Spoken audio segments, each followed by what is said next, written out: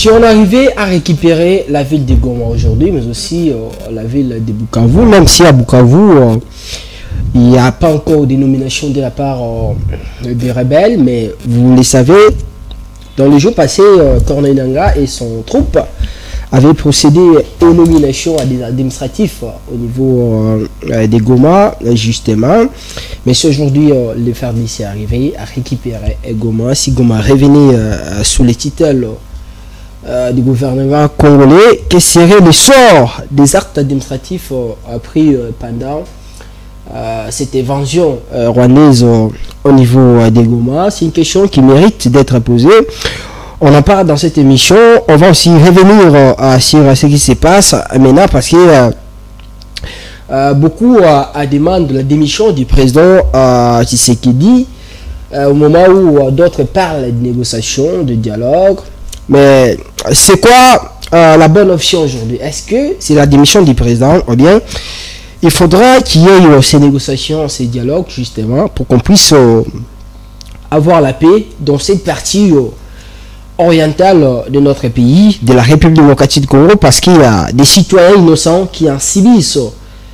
C'est en juste réalité au vu des ambitions des uns et des autres qui veulent s'emparer justement de tout ce qui existe là-bas comme richesse justement en punissant cette population innocente. Messieurs et dames, bonsoir à toutes et à tous. Vous nous suivez de partout sur CML13 Télévision en direct, votre chaîne de l'excellence et du professionnalisme. Alors, pour répondre à toutes ces questions, nous recevons pour vous Maître Céline Toumba. Il est chercheur en droit, juriste de formation, doctorat, mais aussi secrétaire des consommateurs à l'Élysée, ici en République démocratique du Congo. C'est avec lui qu'on va essayer d'analyser, justement, d'avoir des réponses face à cette question que nous nous sommes posées. Justement, c'est une question, c'est des questions que chacun de nous est en train de se poser chaque jour qui passe, quand il y a l'évolution, que ce soit négative ou encore positive, dans cette partie du pays. Maître Cédric, bonsoir et bienvenue. Bonsoir, monsieur Daniel Roland. Merci de votre invitation. Alors, Maître Cédric, donc très léger, d'ailleurs, c'était une question que je m'étais posée au début de cette émission. Aujourd'hui, la ville de Goma est sous contrôle de l'armée rwandaise, nous devons le dire ainsi. Et ensemble, les 123 qui travaillent avec AFC 123, ils ont procédé la semaine passée, bien les semaines passées, aux nominations au niveau de la ville de Goma et de certains territoires de cette partie de la RDC. Ces autorités, justement, vont prendre des décisions. Mais si demain, au vu de l'évolution, parce que le gouvernement congolais est sur tous les terrains, d'ailleurs Patrick Muyala le disait, sur les terrains diplomatiques, sur les terrains spirituels même, sur les terrains sécuritaires, si ça arrivait qu'on puisse avoir la possession de Goma aujourd'hui, que seraient les conséquences, ou bien l'essor des actes administratifs pris justement par des actuelles autorités. Je ne sais pas s'il faut les légitimer, les appeler les autorités, mais de toutes les façons, c'est eux qui ont les contrôles et qui ont les mots à dire dans ces contrées de la République démocratique du Congo. Maître Cédric Toumba. Merci beaucoup, monsieur Daniel Roland. Je crois que la question, d'après moi, vous avez dit que si Corneille Nangaa arrivait à négocier, je ne sais pas bien saisi. J'ai parlé du gouvernement congolais, parce qu'on parle des négociations. Si, au vu de tout, toutes les possibilités qui se présentent, si le gouvernement arrivait à récupérer la possession du Goma, qui sera les seuls, justement, des actes administratifs pris pendant cette période, cette occupation. La question est d'autant plus pertinente.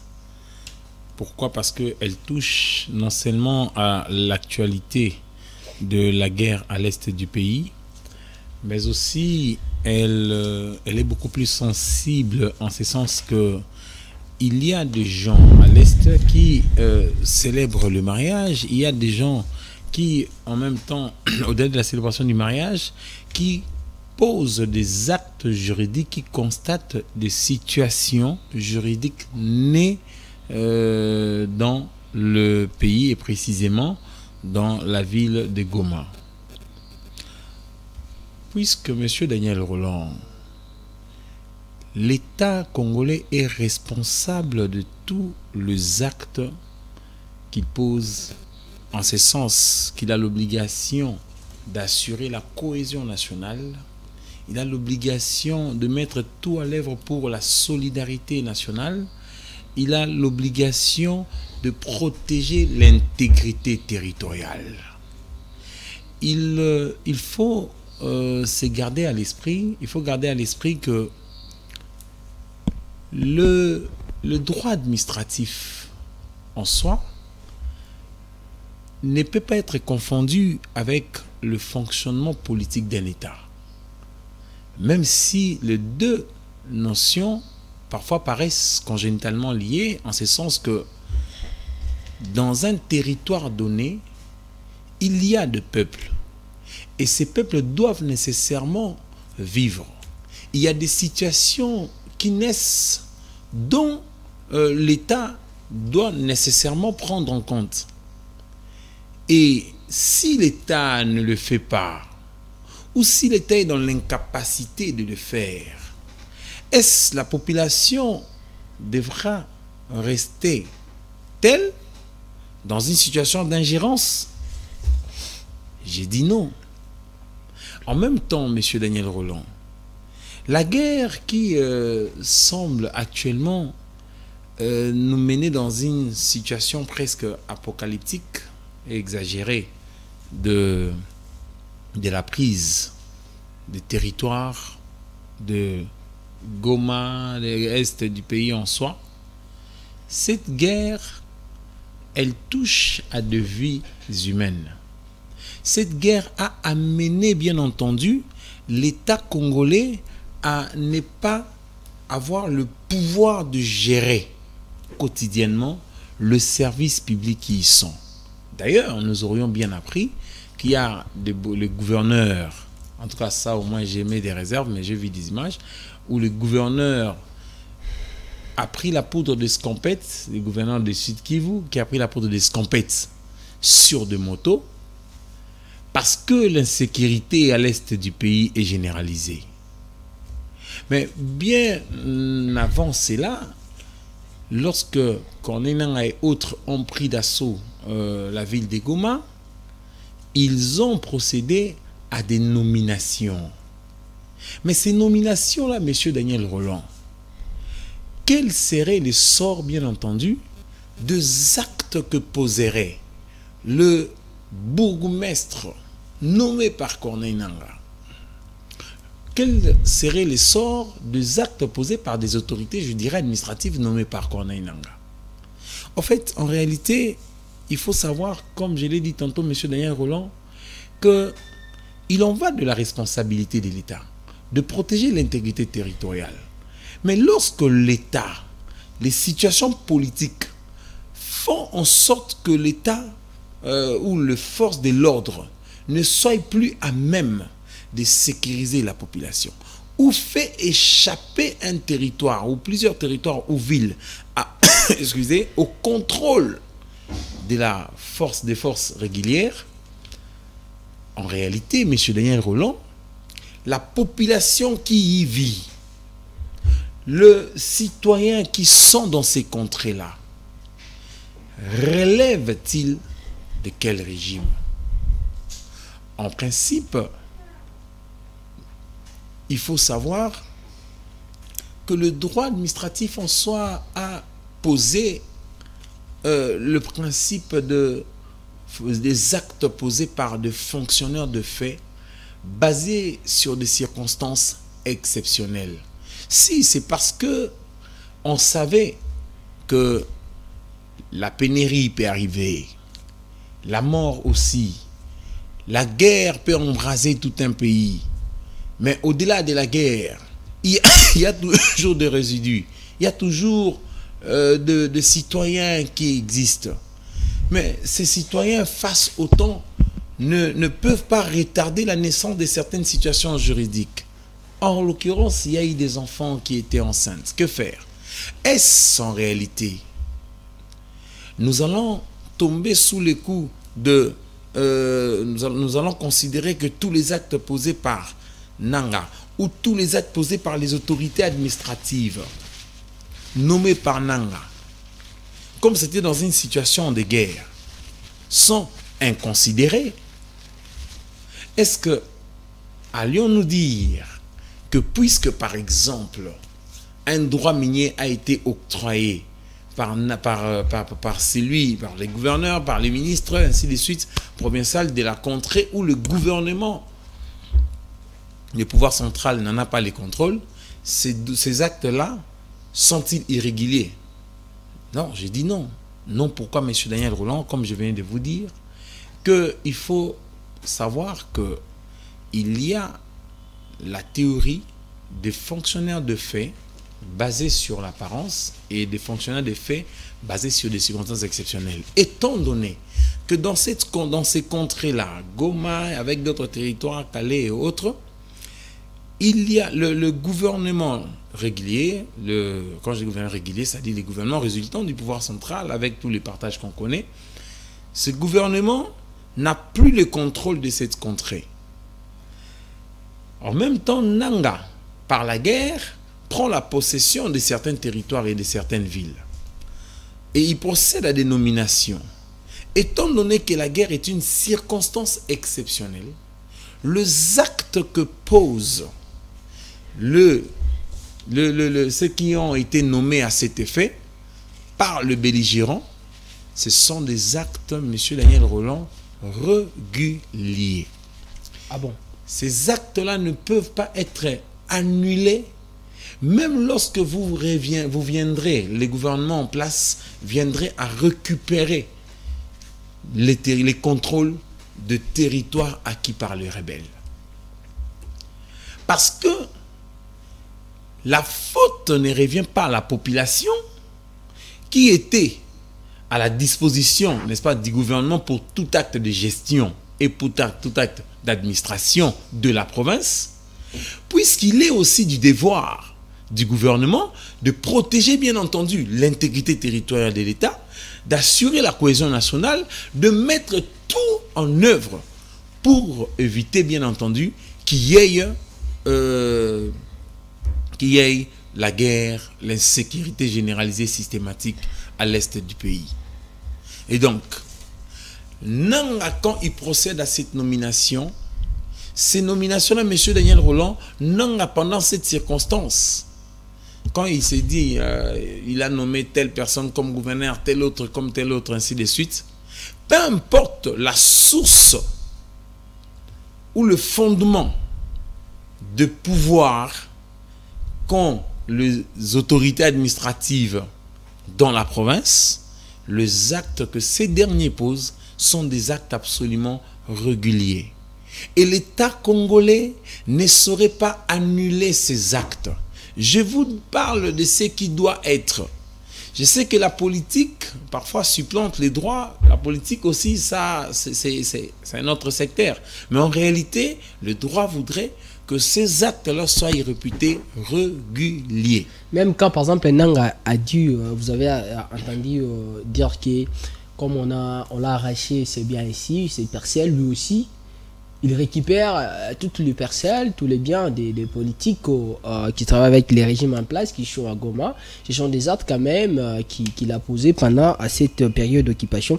Est-ce que ces actes, cette manière, ce sont des actes administratifs aujourd'hui, ou si les pays, ou bien cette partie revenait entre les mains du gouvernement congolais, on ne saura pas annuler ces décisions prises par Nanga, ou bien ces parcelles récupérées par Nanga, on ne va pas les remettre à qui des droits?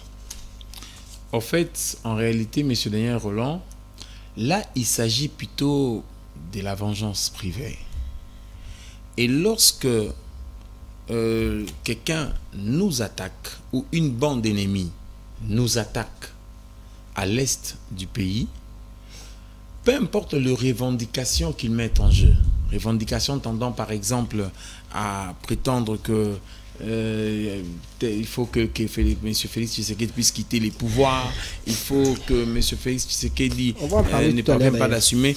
Tout ça, M. Daniel Roland, ça ne constitue que de la justice privée, de la vengeance privée.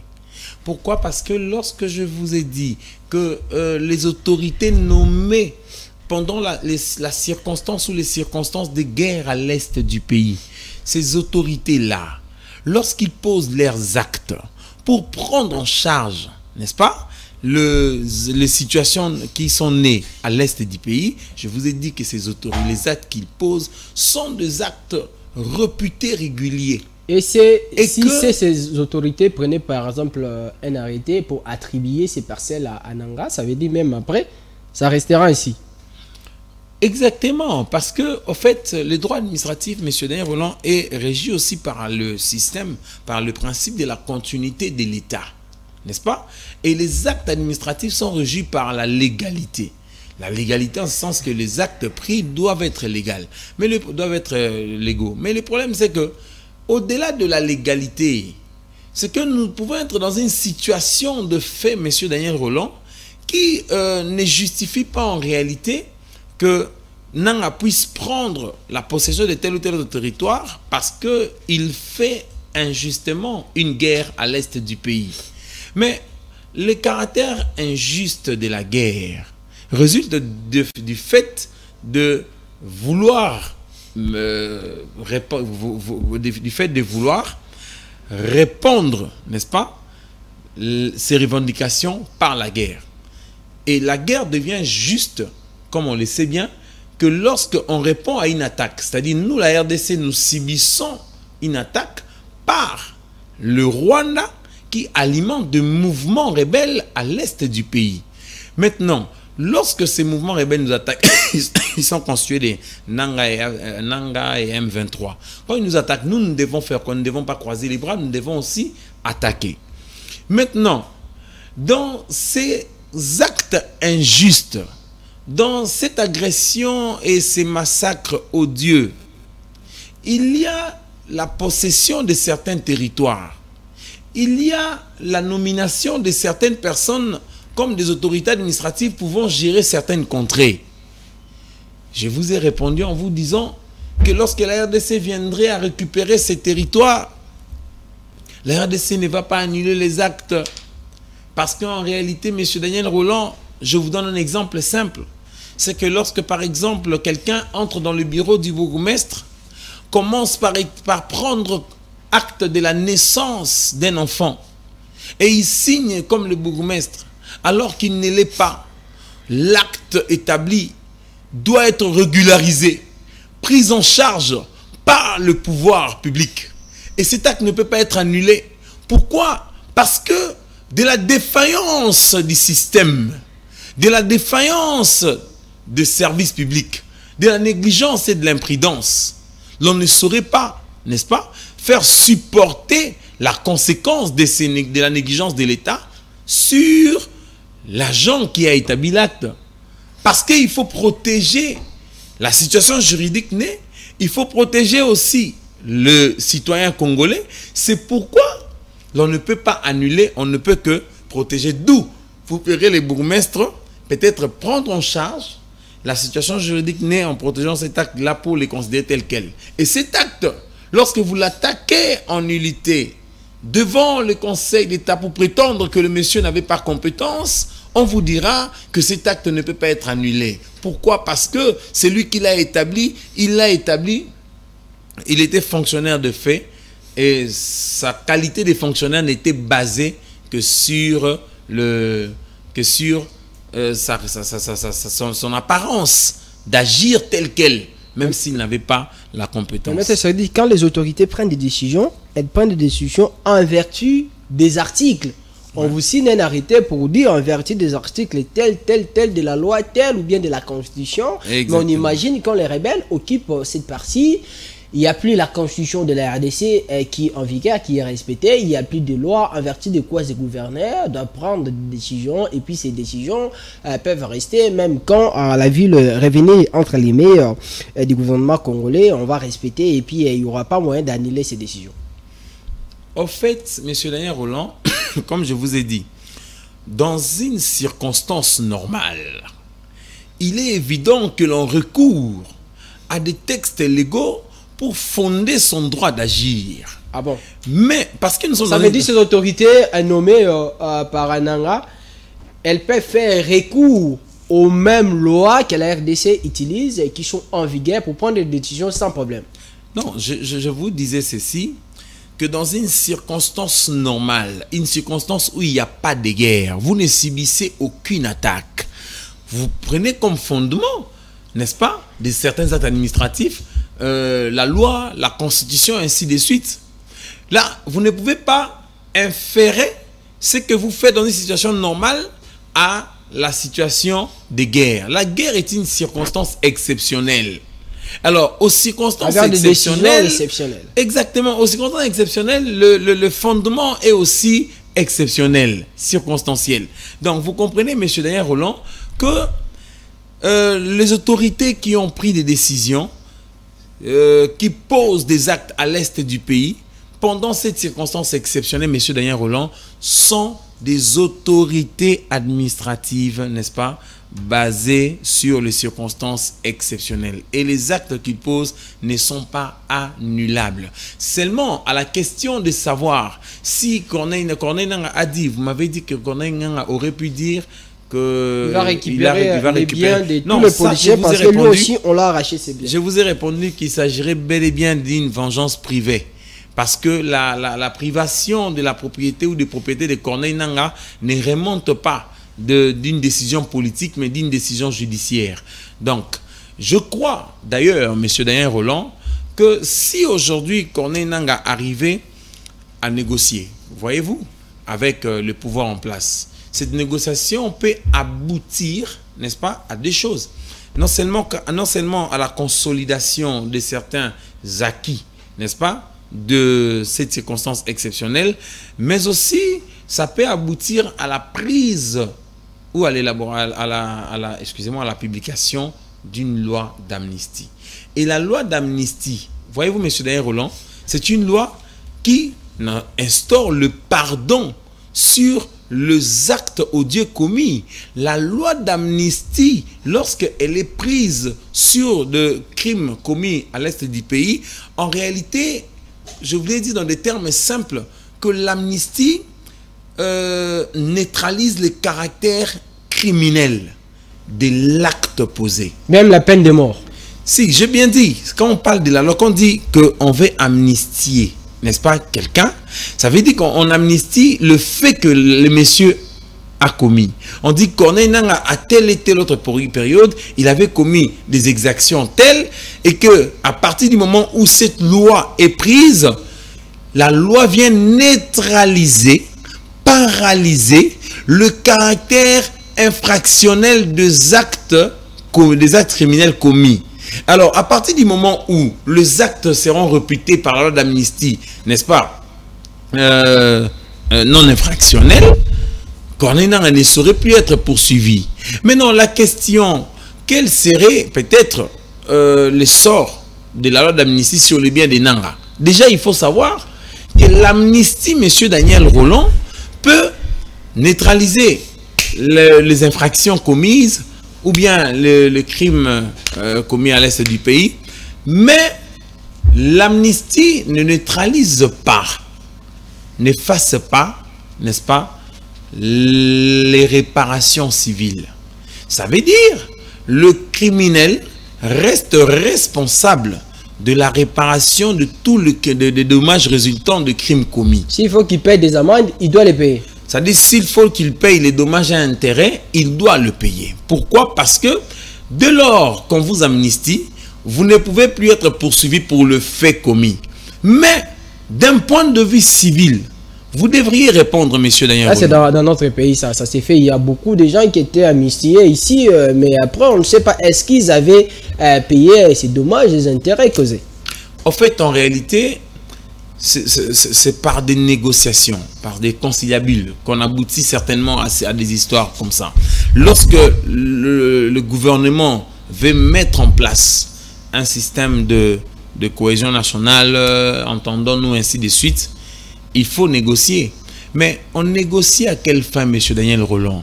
Il faut connaître l'acteur et ses jeux. Parce que si vous négociez pour partager les pouvoirs, n'est-ce pas, ça pourrait justement... On va y revenir maintenant. Ça pourrait justement... On va parler de cette histoire. Exactement. Ça pourrait justement faire preuve d'une négociation qui n'est qu'un remède à une situation impossible. Donc, vous comprenez avec moi que Nanga ne pourrait pas se faire justice pour récupérer ces parcelles, parce que ces parcelles ont été récupérées par voie d'une décision de justice. Et deuxièmement, Monsieur Nanga, lorsqu'il s'entendra avec les gouvernements, donc c'est par des accords qu'on pourrait voir comment faire, puisque il faut avouer que notre gouvernement en place paraît être, je ne dis pas efficace, mais paraît être moins anticipatif. Parce que l'anticipation, on parle des qualités d'un bon manager, on parle de l'anticipation, on parle de la prévention, parmi des bonnes qualités. Exactement.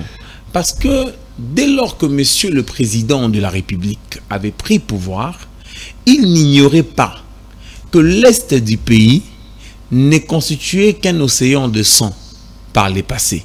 Il n'ignorait pas non plus le danger, la dangerosité qu'elle représente, ou qu'a toujours représenté l'Est du pays pour la stabilité, n'est-ce pas, politique de l'État.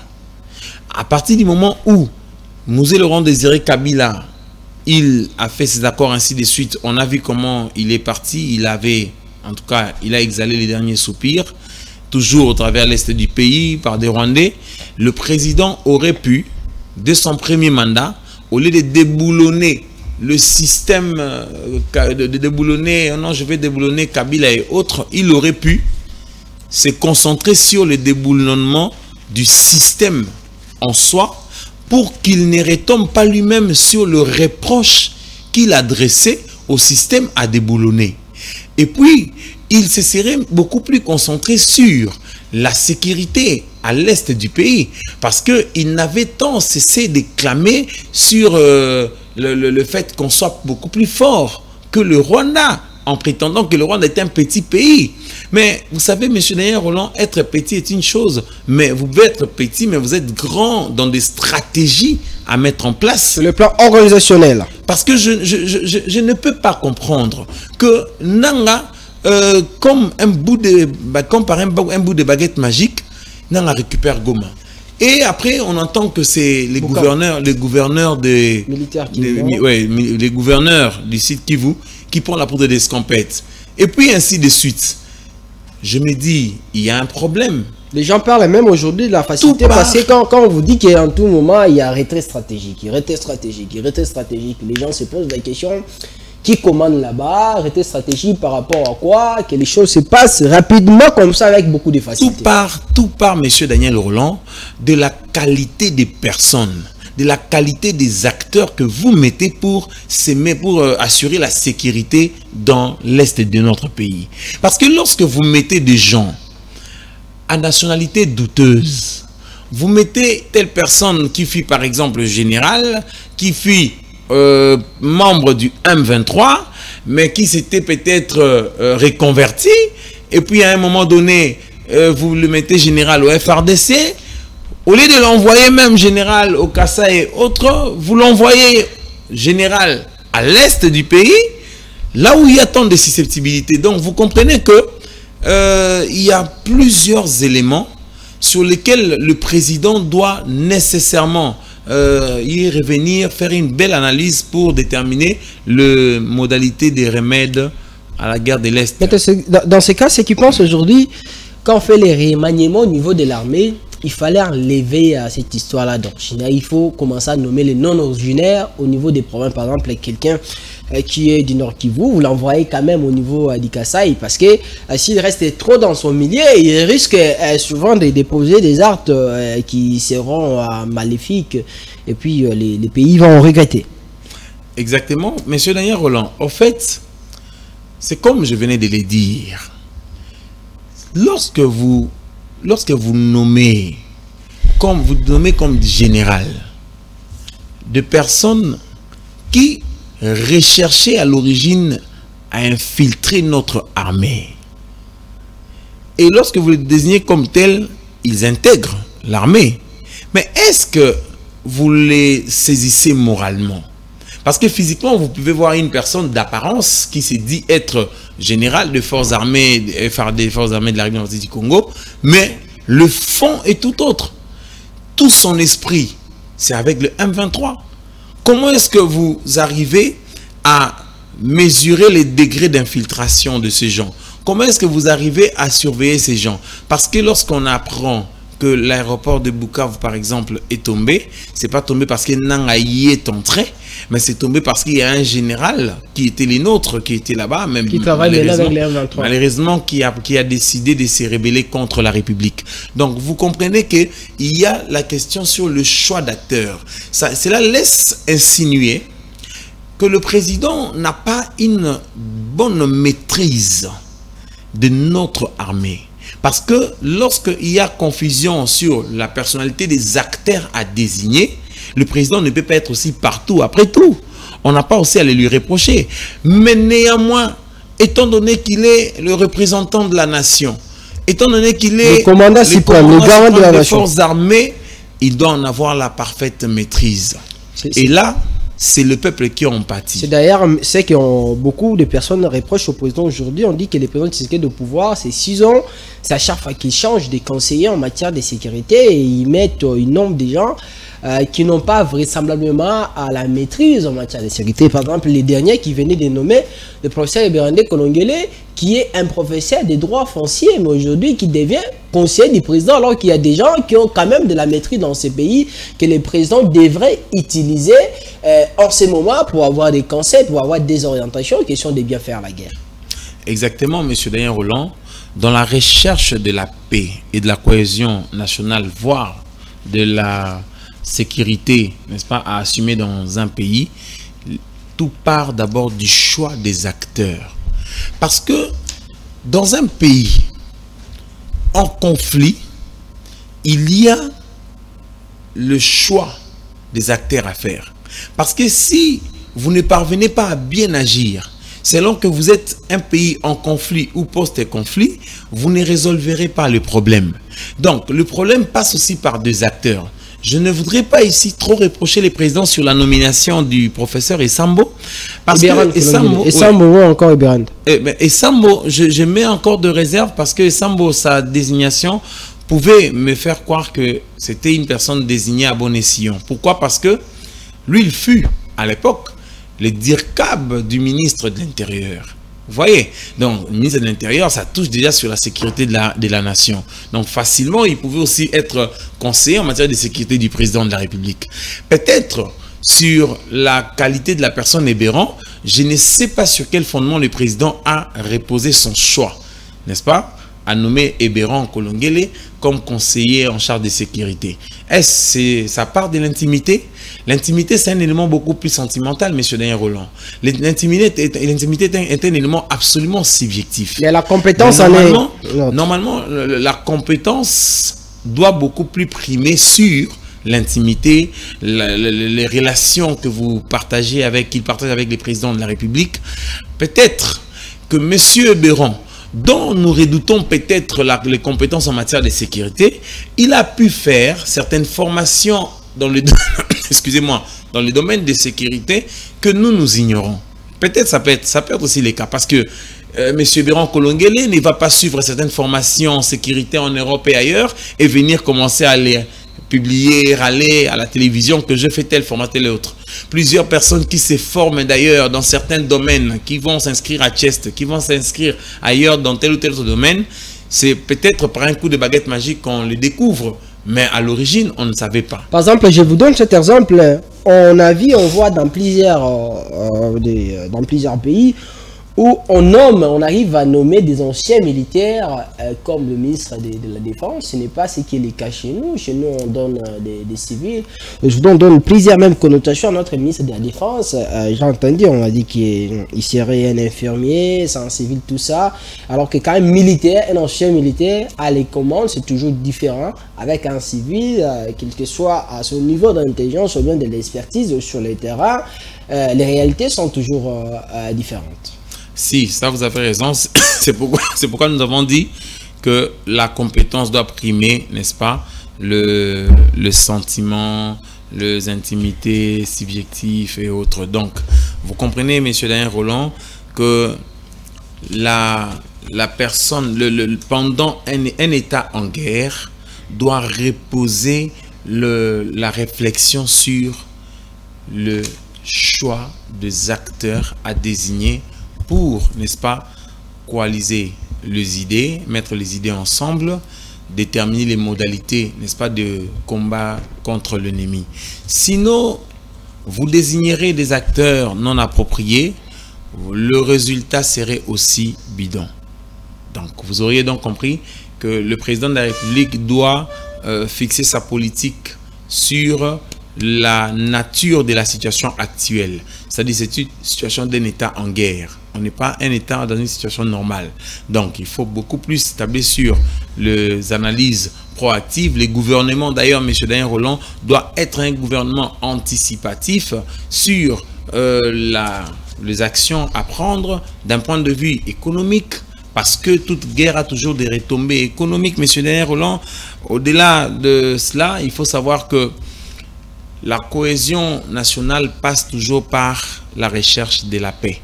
Et la paix, M. Daniel Rolland, doit être obtenue par la réponse à la guerre. Et la réponse à la guerre passe soit par la négociation. Il y a des gens, M. Daniel Rolland, qui prétendent que le président de la République doit normalement démissionner.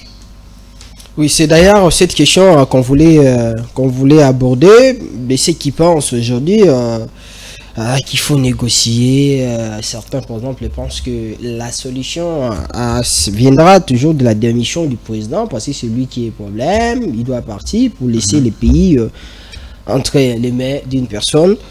Qu'est-ce que vous pensez de ces débats? Démission, négociation? Exactement. En fait, M. Daniel Rolland, il faut savoir que la démission du président de la République ne va rien résoudre. Parce que l'ennemi a son agenda. L'ennemi a établi ses objectifs. Et vous pensez vraiment que l'ennemi cherche à tout prix que le président de la République puisse quitter la chaise du pouvoir en démissionnant? Non. D'ailleurs, lorsque le président est sur cette chaise du pouvoir, il veut justement entendre que veut l'ennemi. Je ne voudrais pas ici que le président puisse venir négocier au moment où il sera tard. Parce que déjà, la sécurité de la République est très fragile. Alors, un État dans un état de fragilité doit normalement négocier. Mais comment bien négocier? Il faut, n'est-ce pas, savoir connaître l'agenda de l'ennemi. Quand on connaît l'agenda de son adversaire, on va bien négocier.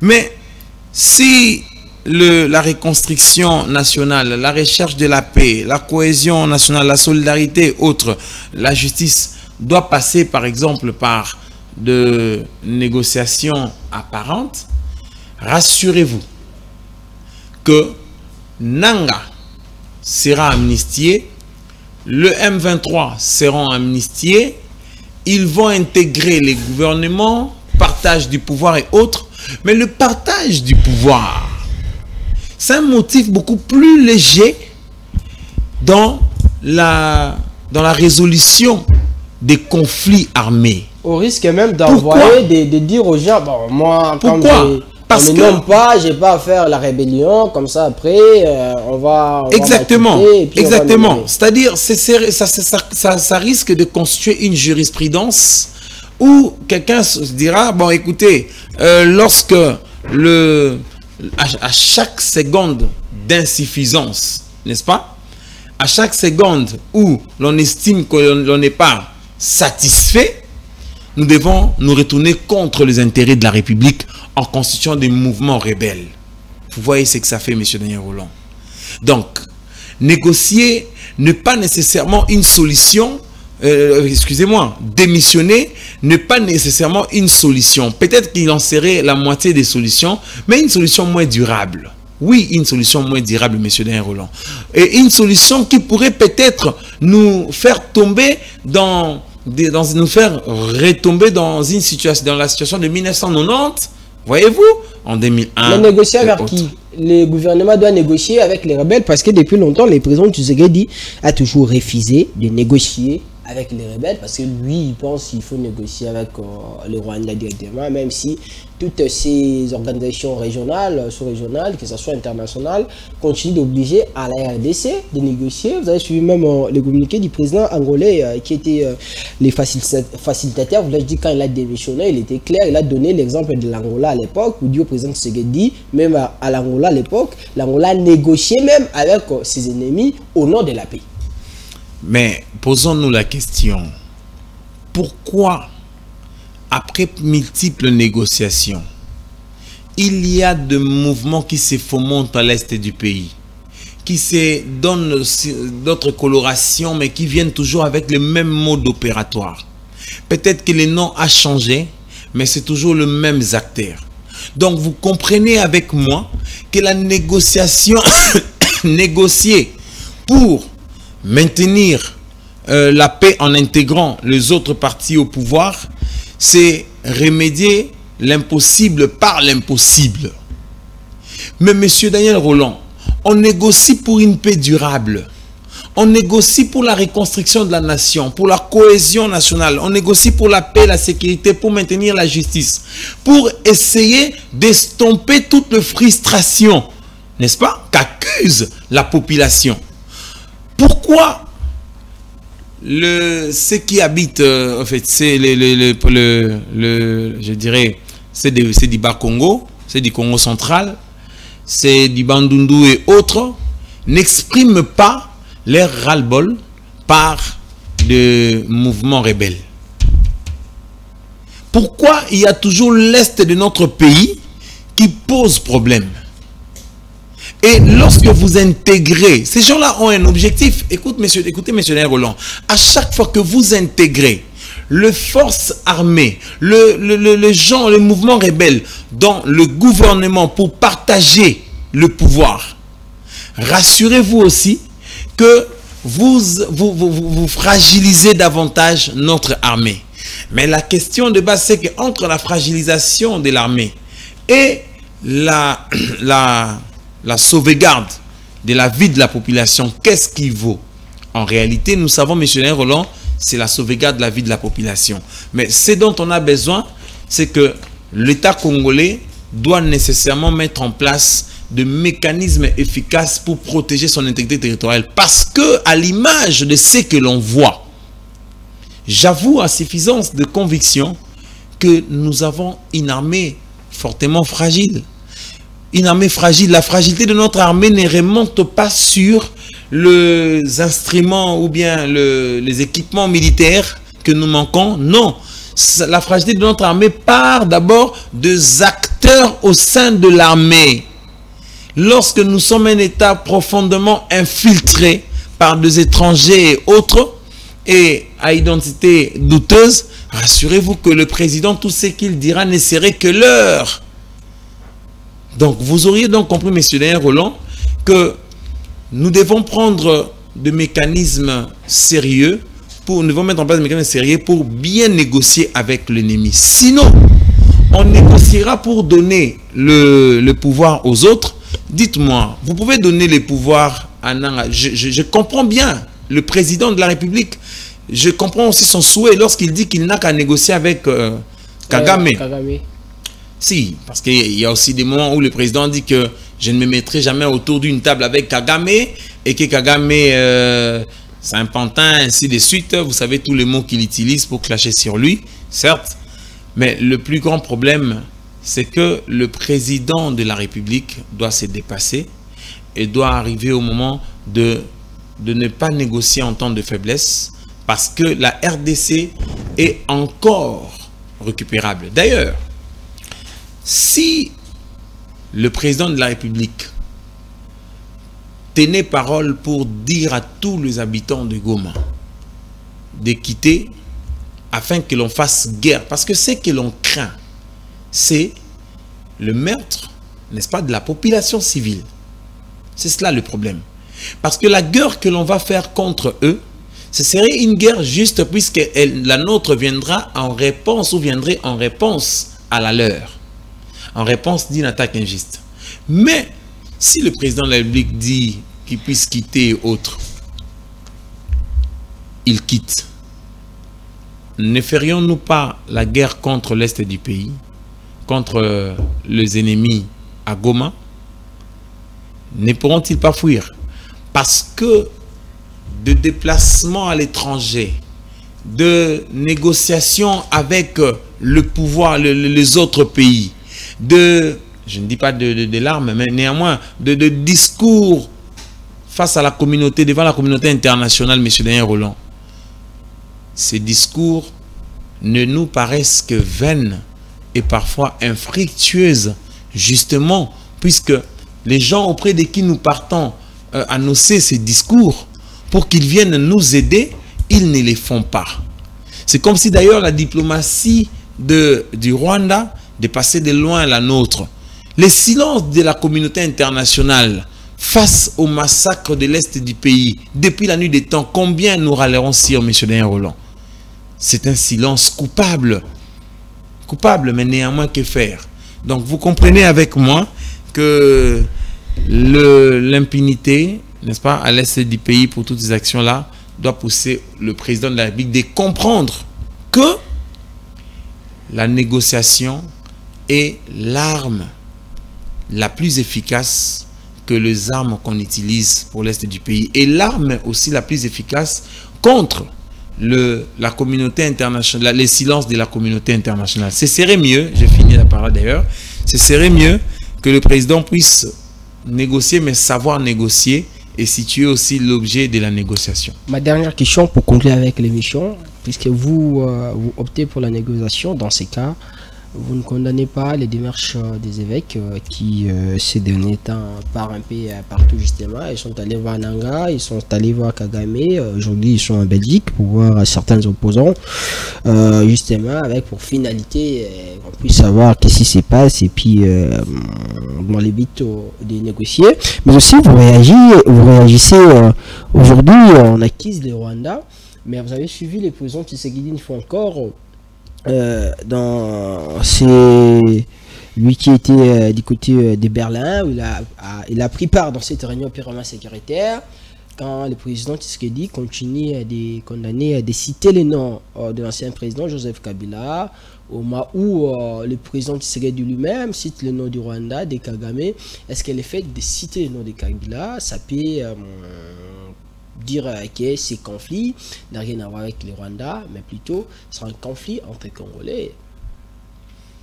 En fait, M. Daniel Rolland, je vous l'avais dit, je crois au début de l'année, que l'implication de Nanga dans la guerre de l'Est du pays va nous confondre, n'est-ce pas, dans la guerre entre Rwanda et RDC et la guerre civile. Puisque lorsque le particulier qui viennent faire la guerre sont à la fois des Congolais et des Rwandais, pour les Congolais, on va prétendre qu'il s'agit bel et bien de la guerre civile. On dit, écoutez, ce sont des Congolais entre eux qui ont fomenté des mouvements contre le président Place parce qu'ils ne veulent pas de lui. Mais le plus grand problème aussi, Monsieur Rolland, vous avez cité les noms du président Kabila. Lui qui est à l'origine, bien entendu, de l'alternance au Pacifique du pouvoir. Mais en même temps, le président aurait aussi dit, dans l'une de ses adresses... Pas aurait dit, il a dit. Ouais, il a toujours dit que c'est exactement. Kabila qui est derrière ça. Exactement. Il a redit ça encore. On peut encore le lui attribuer, c'est mieux d'ailleurs. Le président avait dit que monsieur... il n'a pas su amener au bout, n'est-ce pas, sa négociation ou son entretien, sa relation avec Kabila, puisqu'ils avaient de leurs relations fait les FCC cash pour bien négocier, aller au fond, mais ça n'a pas tenu. Mais pourquoi ça n'a pas tenu? C'est cela le problème. Lorsque nous venons autour de la table de négociation et que nous avons des agendas cachés, ça pose toujours problème, M. Daniel Rolland. D'un côté, vous avez M. Kabila qui n'exerçait pas le pouvoir, mais qui avait mis ces gens, n'est-ce pas, pour exercer le pouvoir, selon que Tambwe Mwamba, fille président du Sénat, et Janine Mabunda, président de l'Assemblée nationale. Vous savez qu'à un moment donné, le président commençait à croire que c'est là lui mettait les bâtons dans la roue. En même temps, c'était vraiment, ils étaient à couteau tranchant, à couteau tiré. Donc, l'essentiel pour nous, c'est que dans tous ces tiraillements, Monsieur le président Kabila n'en avait dit mot. Certes, il a toujours brillé par son silence, lequel silence, personnellement, je l'ai toujours encouragé, puisque vous savez, monsieur Daniel Rolland, pour une personne qui, à chaque instant, on lui pointe du doigt, quand il s'est justifié au niveau auquel le président de la République se trouve, lorsqu'il dit que la guerre à l'est du pays est alimentée par monsieur Joseph Kabila Kabange, il ne faut pas prendre ça comme un argument anodin. Il ne faut pas prendre ça comme un argument très léger. Il faut faire attention. Parce que le président, à son niveau de pouvoir, il est cru sur parole puisque tous les services sont à sa portée. Mais seulement, le peuple congolais qui entend le président dire que c'est Kabila qui est derrière ça, il s'imagine que le président a de preuves palpables.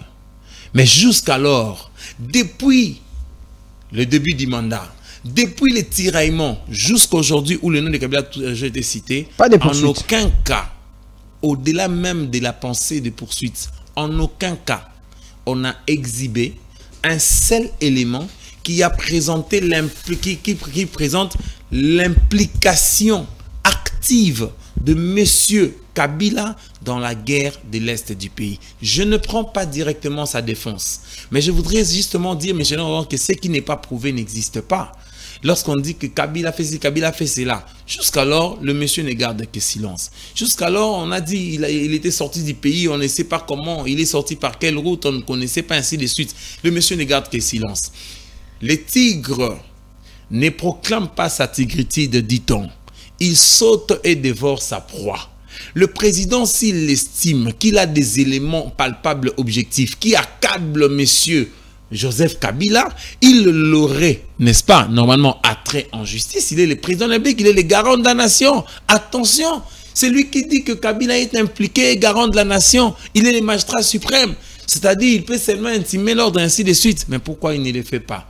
Ces réserves-là sont-elles justifiées par l'absence de preuves à produire pour fonder la culpabilité de Kabila dans la guerre de l'Est ou quoi? Donc, vous comprenez avec moi, M. Daniel Rolland, je pense que le silence de Kabila traduit beaucoup plus sa maturité, non seulement politique, mais sa maturité comme il en a toujours été. Vous savez, cet homme, personnellement, au-delà de tout le mot qu'on peut lui reprocher, moi, j'aime son côté mature par la manière dont il sait gérer les émotions, gérer ses émotions.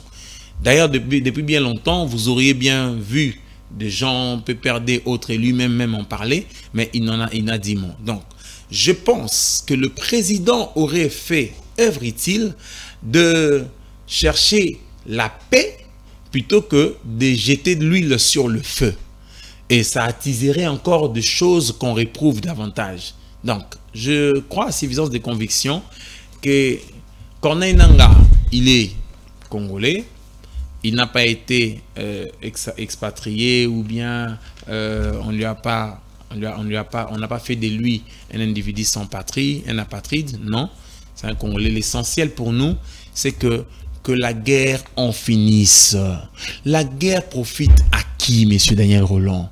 Puisque lorsque le président de la République va négocier, si c'est avec qui il négocie, vont se détourner contre les intérêts du Rwanda et qu'on trouve d'autres mouvements qui se fomentent pour renverser encore le régime, cela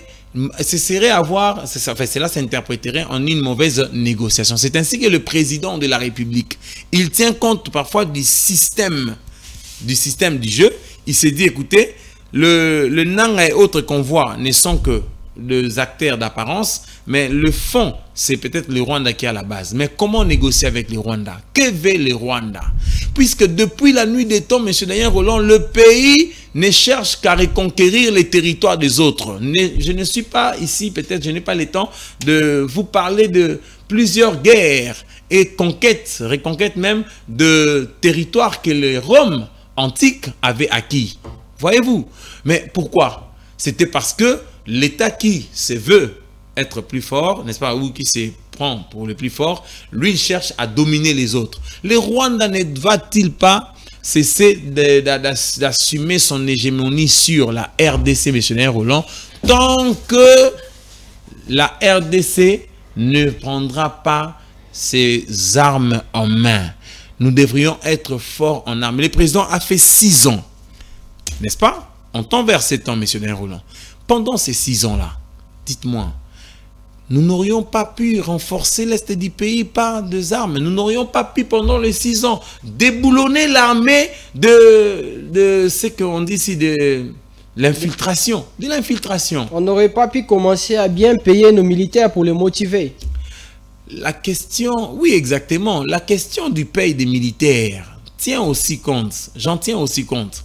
Parce que, vous voyez, au moment, c'est Kabound, je crois bien, qui a parlé de cette situation-là, de la situation de nos militaires, la situation de la rémunération de nos militaires. Ceux qui partent en guerre pour combattre, ils ont fait, en fait, un pacte avec la mort. Ils se disent, bon, nous partons pour mourir. Mais quand ils partent, ce n'est pas pour rentrer. Et après, ceux qui restent, leur famille, sont en quel état? Voyez-vous, M. Daniel Rolland, est-ce que l'État congolais sait au moins prendre en charge les enfants de militaires qui sont partis à l'est du pays? C'est pourquoi je parle de la fragilité. Notre État est très fragile. Et donc, le président de la République devra comprendre que nous pouvons être forts armement par rapport au Rwanda. Mais est-ce que, M. Daniel Rolland, nous avons des acteurs qui peuvent agir de sorte que l'on puisse présenter à la face du monde notre forteresse face au Rwanda? Comment nous pouvons aussi construire un système qui tendrait à assumer notre hégémonie sur Rwanda? Parce que c'est chaque année, chaque instant qu'on parle justement de cette histoire de Est et autres. Donc vous comprenez, moi je sais c'est à quoi j'ai mal, M. Daniel Rolland. C'est peut-être l'opportunité que le président n'a pas su de bien exécuter les myriades de promesses faites au peuple congolais.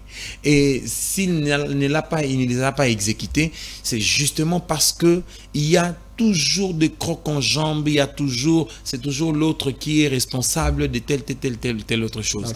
À l'époque de Kabila, vous savez, le service public fonctionne. Hein. À l'époque de Kabila, vous vous rappellerez qu'il y avait toujours cette guerre aussi à l'Est. Mais à un moment donné, j'avoue qu'on n'entendrait plus parler des mouvements M23 et de la guerre à l'Est du pays. Mais qu'est-ce que Kabila avait fait? Plutôt que de pointer à Kabila du doigt comme auteur principal ou accessoire de cette guerre à l'Est, ne faudrait-il pas les confondre? Essayer un peu d'attirer son attention sur la cogestion, comment faire des choses pour que... Parce que ce n'est que les imbéciles qui ne changent pas, M. Daniel Rolland. Mais si M. Kabila existe, M. le Président de la République a bien faire, n'est-ce pas, n'est pas toujours tard. Il peut aussi tendre la main au président Kabila pour voir un peu ses idées. Je sais que le président Kabila, il est un homme qui se dépasse émotionnellement. Il ne va pas en réalité reculer pour dire, écoutez, tu me pointes trop du doigt, je ne le ferai pas. Donc, vous comprenez, M. Daniel Rolland, que la démission de Fatou n'est pas une solution. Ça empirerait les choses. Et ne pas négocier aussi ferait en sorte que les choses aillent toujours de mal en pis. Mais ce qui vaut, c'est négocier, mais savoir comment négocier. Si vous avez estimé que Kabila est à la base de cette guerre, pourquoi vous n'étendez pas la main à Kabila pour mettre terme à cette guerre? Parce que la population est en train de mourir. Maître Sedin Toumba, merci pour vos analyses. L'émission est terminée. Merci surtout d'avoir répondu à notre invitation. Je ne sais pas si vous avez quelque chose à dire. Bon, personnellement, je n'ai pas tellement grand chose à dire puisque je sais que les conflits, M. Daniel Rolland, sont inhérents à la nature de l'homme. Ce qui vaut, ce n'est pas le conflit en soi, mais ce qui vaut, c'est beaucoup plus la paix. Et la paix, n'est-ce pas, doit être la résultante de plusieurs éléments, par exemple de la négociation qu'il peut y avoir. Et si on négocie mal, les choses vont s'empirer. Qu'on ne puisse pas nous en prendre sur la communauté internationale qui a déjà montré manifestement sa face. Qu'on ne puisse pas non plus pointer aux gens du droit, mais nous devons agir efficacement. Si l'on estime que de par l'état de l'île qu'on aurait fait, qu'on n'est pas efficace, on tend la main à Kabila, on tend la main à lui là, comment il s'appelle, c'est Kagame. On sait au moins quel est leur vœu et puis on pourra mieux négocier pour que la guerre termine à jamais, pour toujours ou pour des bons. Maître Sodine Toumba, je rappelle que vous êtes au juriste, chercheur en droit, mais aussi doctorant, sans oublier que vous êtes le secrétaire général des consommateurs Lési, rempli démocratie du Congo. Merci d'avoir répondu à notre invitation, surtout à toutes nos questions. C'est à moi de vous remercier, monsieur Roland. À toutes et à tous, merci de nous avoir suivis. Vous nous suivez en direct à travers toute la République, mais aussi à l'extérieur. Cette émission, la rediffusion, c'est à partir des 21h30. Que vive la République, vive la RDC. À la prochaine.